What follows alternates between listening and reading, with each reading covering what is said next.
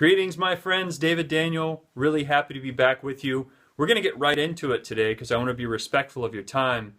We're going to talk today about the power of beliefs, and particularly unconscious beliefs, and the way that these filter our experience of the world, lying just beneath the surface. You see, I learned that about 90% of our thoughts are unconscious. And so to the extent that we can bring some consciousness to those, and choose in the moment whether or not to engage with that thought is powerful. But the belief system that we hold is particularly a powerful filter because many of the beliefs we have are generalizations about the world that were created as children or as adolescents. And I don't know about you, but I don't want to experience my life as a almost 40-year-old through the eyes of a 5-year-old or a 15-year-old. And so in my own life, bringing power to choosing in the moment whether or not to engage with one of these beliefs has been a wonderful outcome for me. And Pat Black, a wonderful man, talks about what is a belief. He says a belief is not just what you consciously think, it's your expectation. Let me say that again. A belief is not just what you consciously think, it's your expectation. So let's get into these 3 tips, and please pull out your journal and write these things down, because it's in writing them down and then coming back to them and then practicing and iterating that we really learn about ourselves. So write it down and let's get into it. Tip number 1, we got to be willing to ask others how we show up. So asking for feedback. You see, the way that we judge our own behavior is based on our intention. So we may think we're going into an interaction with the intention of, well, I believe in fairness and harmony and compassion. But it's the way that other people judge our behavior is based on the outcome. You see, we have kind of what we call an espoused theory of life, which is if you ask someone what they believe, they're using their conscious brain and they're saying, well, I believe in fairness, and I believe in compassion, and I believe in harmony. But then we have what we call our theory in use, which is as things are happening to us, and these unconscious beliefs are showing up in our lives, then we behave in a certain way. And so it's only in asking others how we show up that we begin to see our belief system.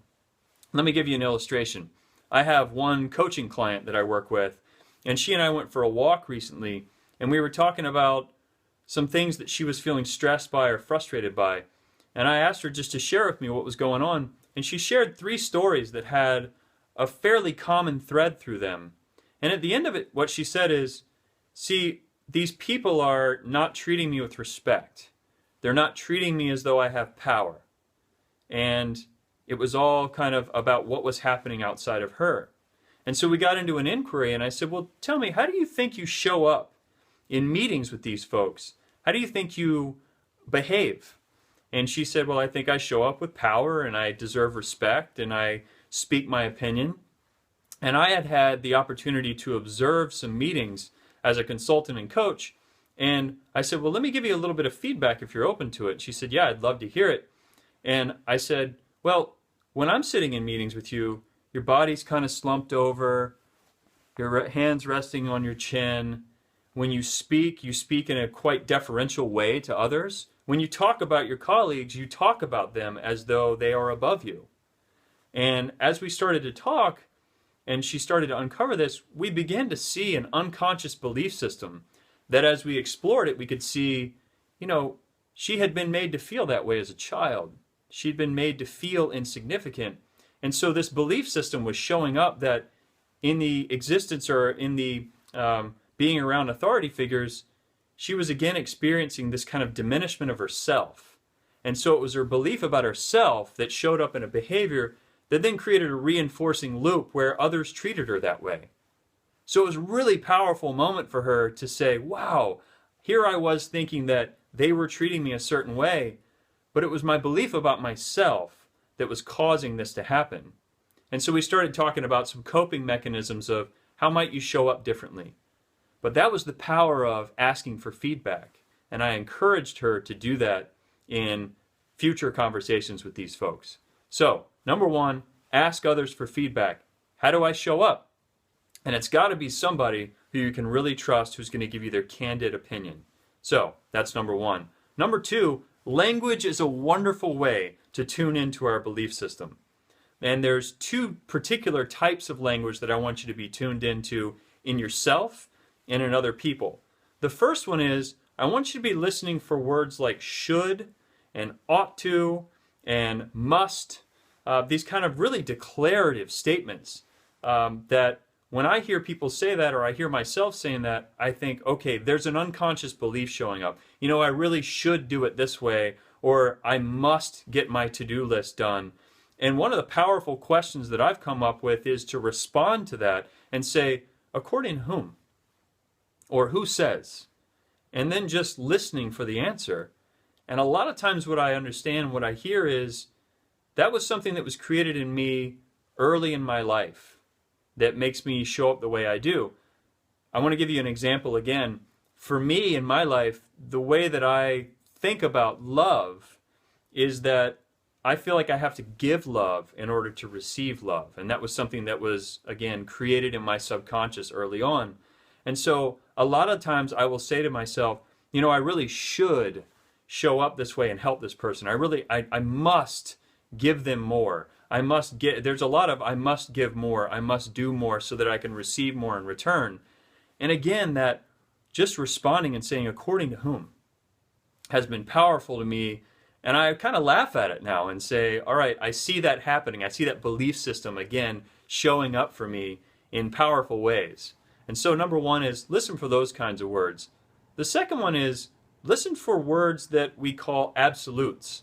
So these are words like always and all and never and every. So when you hear people say, well, it always happens this way, or people are always unfair, or the world always does me wrong, or I never get my way.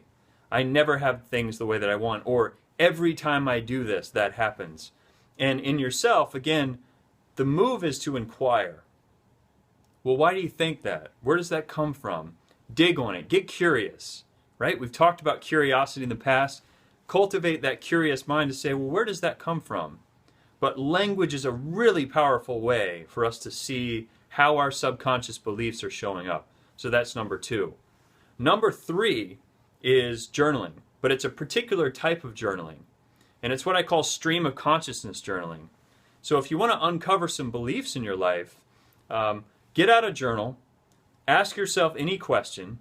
What do I believe about, or what do I think about this situation? Or just start writing about what I'm feeling. And the key move in stream of consciousness journaling is once the pen is on the paper, it doesn't come off the paper. Give yourself 10 minutes. Start writing. When you don't know what you're going to say, literally write, I don't know what to say, I don't know what to say, I don't know what to say. What you're doing is you are tapping into your subconscious mind. You are allowing that to drive rather than being conscious about what you're writing. It's a different way of writing. It's a different way of doing it, so it's going to take some practice for you. But stream of consciousness journaling, writing for 10 minutes and not letting the pen leave the paper, and not really thinking consciously about what you're writing, but just allowing things to flow, starting with a simple prompt of a question, and then seeing what shows up. And then going back and reading it, and if you do that day after day, what you'll start to see is some patterns show up. Some language patterns, some ways of relating to the world, ways of relating to yourself, that for me have uncovered some powerful belief systems, mostly about myself and the way I relate to the world. And so that's the third is try some stream of consciousness journaling. So these three practices of uncovering unconscious beliefs, bringing awareness to them, have been wonderful for me and wonderful for people that I've worked with in my coaching and my consulting. And so I encourage you to try this in your own life, encourage other people in your life to do it as well, and just see what shows up. Be curious. And so thank you very much for watching this. Please, guys, continue to share the video. Make comments below. It's on my YouTube channel. And let's keep this conversation going. I'm loving the comments that I'm getting thus far, the questions, the curiosity, the passion that I feel from you guys. And you can do this. You can do the hard work that it takes to learn about the way you filter experience, because it's in doing that that the world opens up to you, that happiness will be more abundant, but even more than that, clarity, This idea of clarity, being clearer in your mind, clearer in the way you relate to the world, is really wonderful. And so I look forward to seeing you back here next week. And until then, go out every single day. Be present and aware in every moment.